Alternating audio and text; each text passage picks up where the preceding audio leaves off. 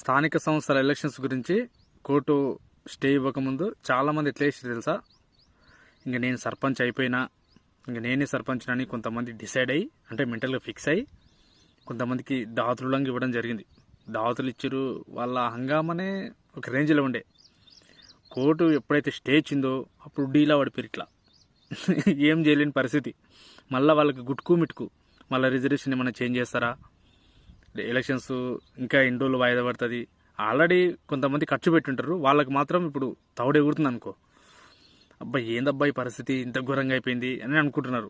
అసలు వాళ్ళని చూస్తుంటే పాపం అనిపిస్తుంది. కానీ ఎందుకంత ఉరుకులాట? కరెక్ట్ మీరు నిజంగా జెన్యున్గా ఉండి జెన్యున్గా ఊరికి ఏం చేయాలనుకుంటున్నారో అది జనాలకు చెప్తే ఖచ్చితంగా ఓట్లేస్తారు. మీరు దావతులు వేయాలి, ఖర్చు చేయబెట్టాలని లేదు, మీరు జనాల్ని కన్విన్స్ చేయాలి. కానీ జనాలు కూడా చాలా హుషారైపోయారు. ఎట్లా అంటే వాంతో తింటారు, వీంతో తింటారు, వాంతో తాగుతారు, వీంతో తాగుతారు, ఎవరిని కేసేది తెలియదు ఓట్లు. అందుకే దయచేసి మీరు కాస్త జెన్యున్ ఉండండి.